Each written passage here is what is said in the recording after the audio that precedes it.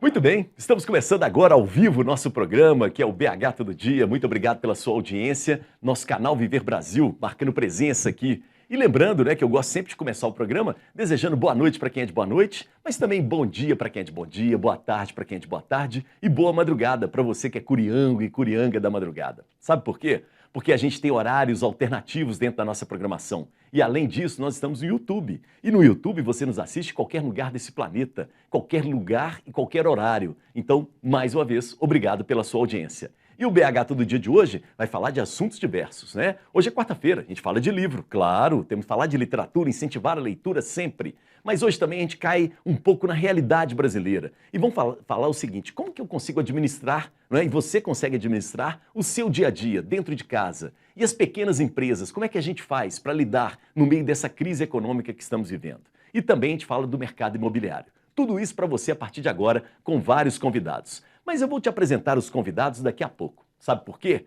Porque agora, maestro, roda a vinheta.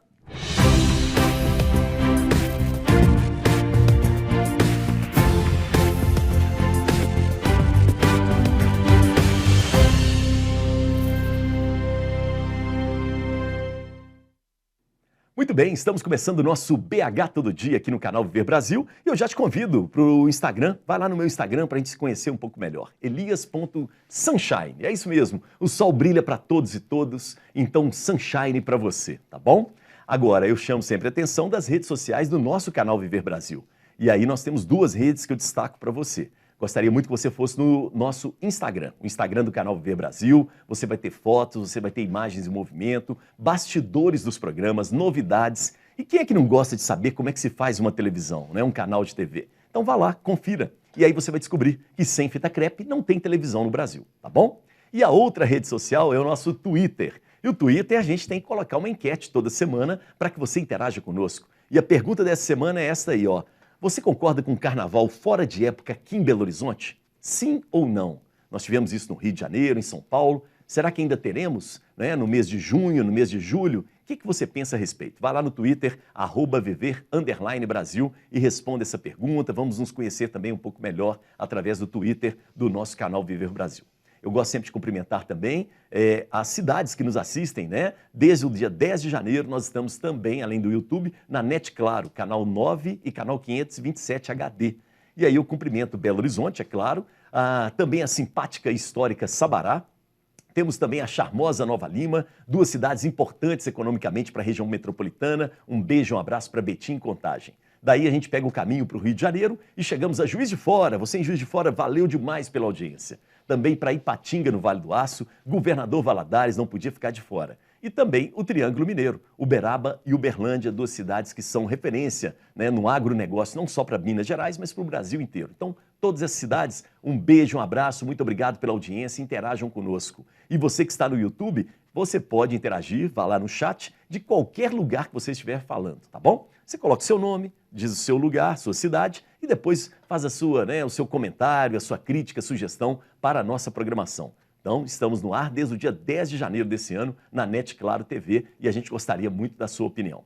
O nosso programa, o BH Todo Dia, é uma revista sobre Belo Horizonte e de Belo Horizonte para o mundo. A gente traz cultura, a gente traz comportamento, negócios e por aí vamos. E é claro, né, essa revista é composta por pessoas e personalidades, que são os nossos convidados. E hoje nós temos aqui convidados presentes tanto no nosso estúdio, quanto também por link. E eu começo aqui com o estúdio, com ele que é presidente da Academia Mineira de Letras, jornalista, advogado, que é o meu querido Rogério Tavares, que eu conheço já há um tempo. Rogério, obrigado pela presença. Obrigado a você pela oportunidade, Elias, é um prazer imenso. Sempre bem-vindo, viu? Muito obrigado. Ao lado do Rogério, a gente tem um outro convidado muito interessante. Ele é professor de Economia e Finanças do MBA do IBMEC de Belo Horizonte. E vai falar um pouco, é empresário também, sobre essa questão de administrar o nosso dinheiro, se é que sobra, né? Como é que a gente faz? E quando não sobra, será que você está administrando bem as nossas finanças? É um prazer receber o professor Daniel Marques. Tá bom, Daniel? Olá, Elias, a todos que nos assistem. É um prazer e uma honra estar aqui com vocês. Ok, muito obrigado, viu? Seja sempre bem-vindo. E agora a gente faz um link com o Robson Evangelista. Ele é consultor de gestão financeira empresarial, mais de 15 anos de experiência e vai trabalhar um pouco com a gente também essa questão de como a gente administrar, não é? Principalmente pensando em empresas, sejam pequenas, médias e grandes. Então, mais uma vez, né, mais um convidado. Robson, obrigado pela presença. Tudo bem contigo? Boa noite, é um prazer estar aqui falando com vocês, com essas ilustres presenças aí. Vamos tentar contribuir um pouquinho. Claro. E adorei a cadeira, hein? Essa cadeira é de gamer. Exatamente. Ergonômica, né? Não tem problema na coluna, não é, Robson? Não. Eu comprei recentemente, presente de aniversário que eu me dei. Fez muito bem, porque agora o home office é para todo mundo, não é, Robson? Exatamente. Foi um dos critérios para escolher essa cadeira, porque a gente fica muito tempo sentado, trabalhando, e a ergonomia faz parte do processo também. Muito bem. Robson, eu começo sempre o programa perguntando para os nossos convidados, e vou aproveitar que você está no link, a relação com Belo Horizonte. Você nasceu em Belo Horizonte, você veio do interior, é de outro estado. Como é que é a sua relação com BH, Robson? Nascido, criado e apaixonado com Belo Horizonte. É uma cidade que eu não troco por nada nesse mundo. Meus amigos, minha família, minha noiva, são todos aqui de Belo Horizonte. E é uma cidade onde eu me encontro muito. E aqui eu encontro a minha paz, aqui eu encontro a minha alegria. É uma cidade que eu sou muito apaixonado. Robson, geralmente nós em Belo Horizonte temos alguma ligação com o interior de Minas. É o caso da sua família? Tem alguma cidade no interior, alguma região de origem de vocês? Como é que é? Sim, meu pai ele nasceu em São Pedro dos Ferros e minha mãe veio de Macacos. Então, os dois se conheceram em Belo Horizonte já. Meu pai já tinha vindo de São Pedro dos Ferros para Belo Horizonte. Eles se encontraram aqui em Belo Horizonte e deu origem à nossa família. Muito bom. E aí, Robson, eu também tenho curiosidade, né, de saber de você lugares em Belo Horizonte que te marcaram na sua infância, adolescência. Cita alguns lugares, né, que marcaram a sua vida aqui em BH para a gente. Olha, eu sou do bairro Boa Vista, então é um bairro que eu sou apaixonado, perto da região de Santa Teresa, Santa Efigênia. Então a Praça do BG é um lugar que é muito familiar. O Mineirão, Independência são apaixonantes também, né?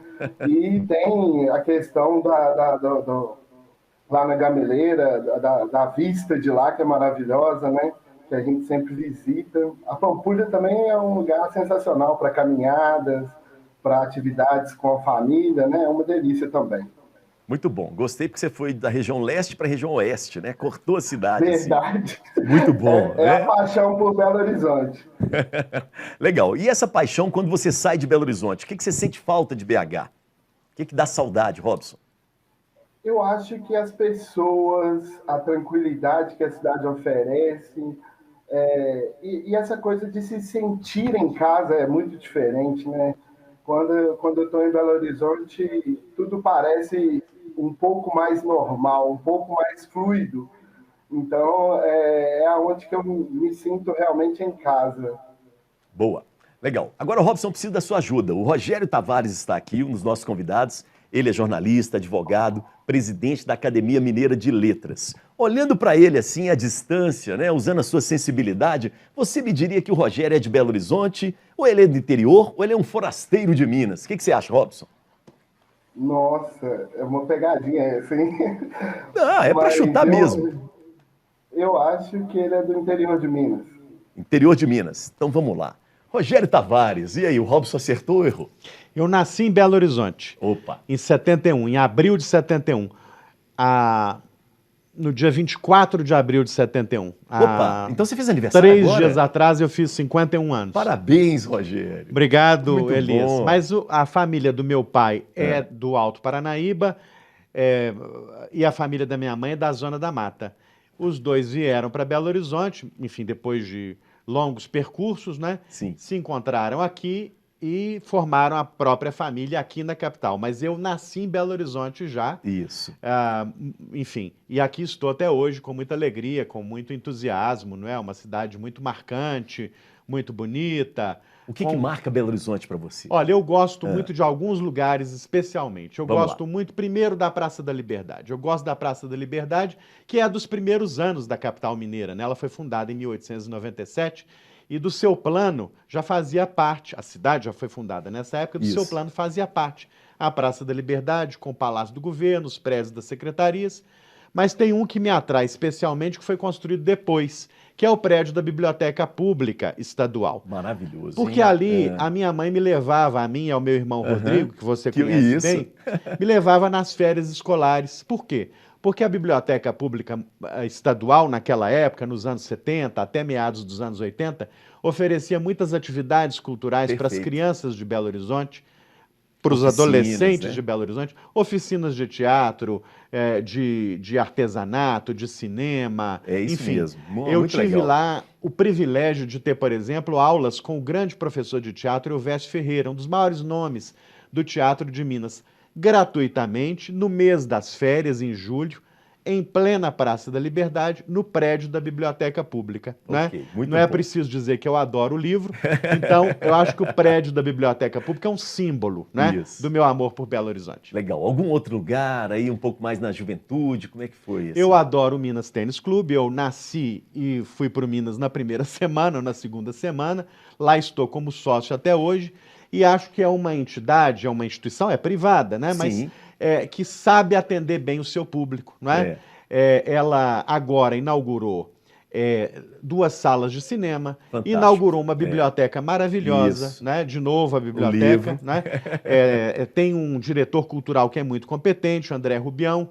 Então, o Minas consegue atuar nas 3 dimensões que caracterizam aí o seu lema: esporte, educação e cultura. Muito bom. Legal demais. Basicamente isso. Poderia falar do Palácio das Artes, que foi fundado ali no final dos anos 60, no começo dos anos 70, onde também eu vivi muitas experiências ótimas, né, como espectador, né, da dança, da música, das artes plásticas. É um lugar importantíssimo para a cidade. Né? Isso. E gratuito, aberto, né? A maioria Aberto ao das, público, mantido pelo poder público, Isso. porque a gente sabe, né, Elias, cultura é direito constitucional. Cultura é direito da população. Cultura não é privilégio, cultura não é favor. Cultura não pode estar apenas atribuída aos interesses da iniciativa privada. É por isso que existe o quê? A Secretaria Municipal de Cultura, Perfeito. a Secretaria Estadual de Cultura. E precisamos recuperar o Ministério da Cultura. Claro. É por isso que é preciso não é, que as pessoas entendam que cultura é um assunto de Estado. Não é? É assim em todos os países civilizados e desenvolvidos do mundo. Perfeito. Não é? A cultura é o solo sobre o qual erguemos a nossa identidade. Não é? É o ambiente no qual exercemos a nossa cidadania. Não é? A cultura é direito do cidadão e é dever do Estado, dos poderes públicos de forma geral e também dos agentes sociais. Rogério, o Robson falou que sente falta quando sai de Belo Horizonte, não é? Das pessoas. O que dá saudade para você de BH quando você sai? É claro, eu sinto saudade de quem eu amo, né? Isso. Da minha família. O mineiro sempre se relaciona muito bem com seus familiares, gosta da vida em família, não é? Mas eu sinto saudade, olha, das cores e dos tons do entardecer de Belo Horizonte. Opa, o céu de Belo Horizonte. Isso é verdade. Que Tem legal. um acadêmico, membro da academia, meu colega, Pedro Rogério Moreira, que escreveu um livro chamado Sob o Céu de Belo Horizonte. Não é? E se a gente observa, se a gente sabe ver Isso não é? mesmo. Ali o entardecer, o chamado crepúsculo, não é? A gente vai ver que as cores aqui são privilegiadas. Não é? A gente vai ver que essa parte do dia é muito especial e que talvez a gente não encontre essas cores, esses matizes tão bonitos em outras cidades. Rogério, você falou um negócio muito legal. Essa semana, a Duda Ramos, que é nossa jornalista aqui, coordenadora de produção, ela trouxe como notícia o céu, o pôr do sol nesse momento, nessa época, trazendo um rosa, né? Uma coisa rosa. Assim. É verdade. E muito bonito isso. Né? E sobre a Serra do Curral. Isso. A Serra do Curral que é patrimônio do povo. Isso, não é? Está aí atrás de vocês. Patrimônio da coletividade. Não é? E como tal, devemos nos relacionar com a Serra do Curral. Primeiro, o interesse público sobre esse bem, não é, de valor inestimável, que não pode sujeitar-se a interesses mesquinhos, pequenos, de um grupo ou de outro. Não é? A Serra do Curral é o pano de fundo, não é, sobre o qual traçamos nossas vidas aqui nessa cidade. Ela é o cenário, ela é aquele monumento da natureza que nos abraça desde que nós nascemos, nós belo-horizontinos. Então eu também queria fazer essa homenagem à Serra do Curral. Muito importante nesse momento. Muito bem. Muito bom. Rogério, olhando para o Daniel, nosso professor aqui presente, você diria que ele é de Belo Horizonte, do interior, de fora? Eu acho que o Daniel é de Belo Horizonte. Belo Horizonte? E aí? Errou. Cheio de palpites errados, eu adoro isso. Eu sou natural de Teoflotone, Olha, em Minas Gerais. Que beleza. Entre 6 e 7 anos mudamos para Belo Horizonte. Né? Outros tios Chamam vieram... carinhosamente de tchotchó. Tchotchó. É isso Olha, mesmo, né? Estive lá recentemente, fui comemorar meus 44 anos lá. Que bom. Dia 16 de abril. Calorão, calorão. Muito. E os 80 anos do meu pai também. Que beleza. Que ainda Parabéns. reside lá. Mas Você veio para cá muito novo. 44 anos eu vim Com muito 6 novo. anos, Com 6 anos para 7. Sim. Né? Então me considero também belo-horizontino, claro. Que bom. A família deve ter vindo para trabalho, Também, estudo. Como sim, é que foi? isso. Né? Oportunidade, Tivemos essa né? adaptação e sempre criado solto nas ruas lá, né, em Teoflotone, Sim. mesmo novo, ainda peguei essa fase em Belo Horizonte. Então, Você morou em casa? apartamento. Apartamento. Com 7 anos de idade, eu dava tiro, espingardinha de chumbinho dentro do apartamento. Ainda estava minha adaptação. Terrível, hein? Terrível. Mas foi muito bom os amigos que fiz e permanecem desde a infância. E naquela época a gente jogava bola na rua. Sim. Né? Morei a vida inteira no Gutierrez, em frente ao Colégio Regina Passes, ali já estudava lá. E a gente jogava futebol na rua, é uma das lembranças muito boas, né? Que tenho dessa época. E ainda também muito pequeno, boas lembranças que eu tenho eram dos passeios que fazia no Parque Municipal, no Parque das Mangabeiras, Praça da Liberdade também, minha mãe trabalhava na Secretaria da Educação. Isso, que era um daqueles prédios. Prédios, né? E era muito agradável, tranquilo, né? Boa. Uma cidade de coração, né, que eu adotei. Quando você sai de Belo Horizonte, o que bate falta? Além do céu, além das pessoas? Das pessoas, as montanhas. As também. montanhas. Eu não consigo me referenciar sem as montanhas. Eu olho para o morro, eu sei onde é que eu estou. Quando eu chego em uma cidade mais plana, eu falo, meu Deus, cadê as montanhas? Estou perdido. As montanhas também eu sinto bastante falta do calor humano, né, claro, e disso tudo que os demais colegas falaram. Boa. Sobre a cultura, uma coisa que me marcou bastante, e concordo plenamente com o Rogério, é que eu peguei muitos bons e fantásticos shows no Palácio das Artes a preços simbólicos. 10, 15 reais para assistir a 9ª Sinfonia de Beethoven, por exemplo. Muito bem lembrado. Coisa Tem muito grandiosíssima. produto acessível ali. Né? Perfeito. Né? Basta sabermos pesquisar, olhar, né? E a cultura, de fato, tem que estar disponível para todos. Muito bom. Muito bem. Deixa eu voltar com o Robson, porque, Robson, você falou algumas coisas que eu achei interessante. Você falou de paz, né, Belo Horizonte, de tranquilidade, mas nós somos uma capital, né? Nós somos uma cidade metropolitana, a gente tem quase 3 milhões de habitantes. Belo Horizonte ainda conserva um pouco dessa paz, essa tranquilidade? Ou a Belo Horizonte cresceu muito? Como é que você vê isso aí, hein, Robson? Belo Horizonte vem se tornando referência para negócios, né? É uma capital, uma das 3 maiores aí do nosso Brasil, mas eu acredito que, em função do que os colegas mesmo apresentaram, da cultura, do povo acolhedor, ela ainda consegue manter essa característica de paz, de tranquilidade. Mas hoje há um centro de referência, né? Recentemente foi inaugurado lá no centro de Belo Horizonte um prédio também de posse do Estado para iniciativa de startups. Isso, exatamente. P7 Criativo. Exatamente. Então, um prédio todo feito para inovação, para tecnologia, para contatos, né? Então, é uma cidade que tem avançado muito nesse ponto. Muitas grandes empresas têm vindo para cá, inclusive em Minas Gerais, agora a Heineken está vindo para cá também. Então, é um centro de negócios muito movimentados, mas que o povo torna mais tranquilo, mais pacífico. Ok. É interessante, você falou da Heineken, né? Parece que vem para Passos. Mas, Robson, o que falta para Belo Horizonte assumir de vez essa sua vocação para a área de negócios, na sua opinião?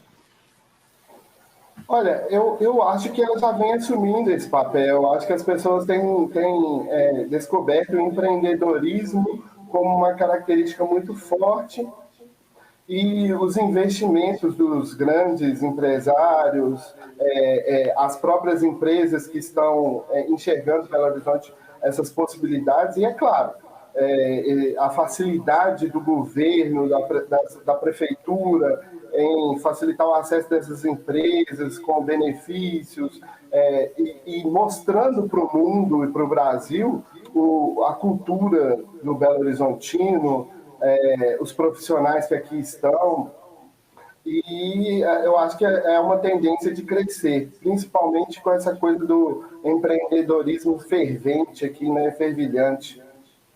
Ok. Legal, Rob, você falou do P7 Criativo, que é um prédio na Praça 7, né? Que é um prédio tombado, histórico, mas que tem uma atividade contemporânea. E eu queria que você falasse do prédio da Academia Mineira de Letras. Conta essa história pra gente. É ali na Rua da Bahia? Vamos localizar para o nosso telespectador. Vamos lá, Rogério. Elias, o prédio da Academia Mineira de Letras é na Rua da Bahia, 1446, é pertinho da Rua dos Aimorés. Isso. Quem sobe a Bahia em direção ao Palácio da Liberdade, à Praça da Liberdade, ao Minas Tênis Clube, vai ver esse prédio à sua direita. É um palacete antigo, cujo nome é Palacete Borges da Costa. E por quê? Porque lá viveu a família Borges da Costa, do médico e professor da UFMG, Eduardo Borges da Costa. Aquele imóvel foi construído entre 1910 e 1923. Demorou 13 anos para ficar pronto. E quem entra naquela casa entende o porquê, né? Porque é uma casa muito requintada, com um mobiliário impressionante, com linhas arquitetônicas marcantes, enfim.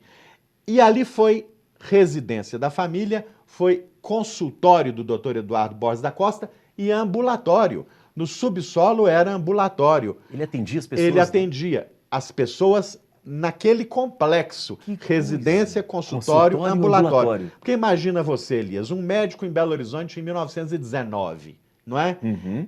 Muito certamente ele não contava com a rede de assistência à saúde que existe hoje na cidade. Então, ele dava conta dos seus pacientes naquela casa. Grande, hein? Não é? E esta casa foi comprada pelo governo do estado nos anos 80 da família. A família vendeu para o governo do estado e o governo do estado doou para a Academia Mineira de Letras, porque a Academia Mineira de Letras, desde a sua fundação em 1909, desempenha uma função de interesse público. Onde que era a academia antes de ir para lá? A academia foi fundada em Juiz de Fora em 1909. Isso. Né? Veio para Belo Horizonte, ainda sem sede, em 1915. Que loucura. E ficou sem pouso, nômade, entre 1915 até meados dos anos 40. A casa, não é? A sede da academia era um baú, não é? Lá ficavam todos os documentos, os livros, o acervo da academia, e esse baú se deslocava de um lado para o outro. Esse baú está lá, na nossa casa hoje, testemunhando essa história. Em meados dos anos 40, a academia conquistou sua primeira sede própria, quando o presidente da nossa instituição era Eli Menegali, pai da querida Berenice Menegali. Junto ao prefeito Otacílio Negrão de Lima, ele conseguiu esse primeiro imóvel no centro da cidade. A academia ficou lá até 1987, se mudou para a Rua da Bahia em 87, conseguiu o terreno ao lado e lá fez o seu auditório, que ficou pronto em 1994, né, no governo do presidente Itamar Franco. O que é importante dizer é que a academia ela tem 3 dimensões. A primeira das dimensões, ela é um museu-casa, não é? Quem entra lá vai conhecer um imóvel com 90% do seu patrimônio preservado. Sim, eu sou testemunha. Como era lá na década de 10, não é? Então ela é um museu-casa. Ela é uma confraria, um espaço de sociabilidade, né? Um lugar para discussões culturais sobre educação, sobre história e sobre memória. É uma rede de sociabilidade, nós somos 40 membros, mas ela é, sobretudo, uma programação cultural, né? E na pandemia nós não paramos. A gente oferecia uma programação cultural intensa no nosso auditório até março de 2020. Quando houve a pandemia, fomos forçados a transportar essa intensa programação para a internet. Olha, você que está nos acompanhando aí de casa, siga a academia no Facebook, no Instagram, siga o site da academia na internet, né, que você vai ter acesso a muito material bom. E também se inscreva no nosso canal no YouTube. Lá estão mais de 300 vídeos de interesse cultural, especialmente interesse literário. Parabéns. Elias, no começo da pandemia, nós tínhamos 200 seguidores no YouTube. Hoje temos 3.300 seguidores. Pô, Rogério, meu menino de 10 isso. anos fala para mim assim, mas os youtubers que eu sigo têm 10 milhões de seguidores. Eu digo a ele, só que os vídeos que nós divulgamos no YouTube são sobre Fernando Pessoa, essa de Queiroz, Carlos Drummond de Andrade, Henriqueta Lisboa. Enfim, talvez a gente demore um pouquinho mais para chegar nos 10 milhões. E também os vídeos são longos. Claro, né? É uma outra linguagem. É outra linguagem. Né? A duração média dos nossos vídeos é de 50 minutos, porque são aulas. Nossa, aulas em que o professor tem tempo de desenvolver corretamente um raciocínio. Rogério, eu preciso do site, o site para a gente poder colocar no ar aqui. Qual muito simples. É www.academiamineiradeletras.org.br. Isso, .org.br. E eu vou fazer igual o meu menino fala. Vai lá no nosso canal no YouTube, ativa o sininho, não é assim que fala, Elias? Isso aí. Ativa o sininho e assista os nossos vídeos e dá um like. Olha só. Né? Eu quero dizer isso. É que a academia oferece uma programação cultural intensa, atual, relevante e gratuita. E se modernizou. Isso é que é completamente. Importante. Olha, eu vou mostrar para o seu público a revista da Academia Mineira de Letras. Deixa que eu mostro. Mostra aqui para a câmera. Tá. Você que está em casa está vendo aí o volume de número 80 da revista da Academia Mineira de Letras. Lindo, hein? Você pode pensar, mas eu não tenho dinheiro para comprar uma revista de 600 páginas. Aí você vai saber que essa revista, ela não é vendida, ela é distribuída. E vai saber também que a minha gestão como presidente digitalizou a coleção completa dos 80 números dessa revista. Parabéns. Então, você vai no site, você vai ter acesso aos 80 números da revista da Academia Mineira de Letras gratuitamente. Né? Lá no nosso site tem os 80 números. Aí, esse volume traz, por exemplo, 60 ensaios escritos pelos grandes especialistas e um dossiê especial sobre as mulheres escritoras de Minas Gerais. Porque o meu sonho, né, na minha gestão foi valorizar a presença das mulheres na literatura, na cena cultural e também na academia. Então, com grande alegria, eu consegui eleger lá duas mulheres acadêmicas, uma depois da outra. Né? Fantástico, porque a academia precisa acolher, agregar e abraçar a riqueza da literatura brasileira, a imensa diversidade de que é feita a literatura brasileira. E o mundo muda e a academia muda também. Claro, parabéns. A academia está sensível e atenta à cena contemporânea. Não é? Você vê, Elias, que está ali o Palacete Borges da Costa. Está com ele o nosso dever de honrar as nossas tradições, de guardar a nossa memória. Não existe um povo forte sem memória. Ao lado dele está um prédio moderno projetado por Gustavo Pena. O que é isso? É uma metáfora. A academia só existe no diálogo entre a tradição e a contemporaneidade, entre o permanente, o eterno, o cânone e o novo, o contemporâneo, o que surpreende, o que é diferente. E é essa escuta que precisa ser feita. Muito bom. E agora, com essa mensagem, a gente encerra o nosso primeiro bloco. E daqui a pouco voltamos, repercutindo um pouco mais. Aí nós vamos entrar na questão da administração do dia a dia. Como é que a gente pode fazer nesse momento que a gente vive. Mas linda e maravilhosa essa definição da academia, né, que traz o de hoje e o de ontem unidos, né, num só momento para criar a nossa identidade. Valeu demais. Intervalo, a gente volta em instantes.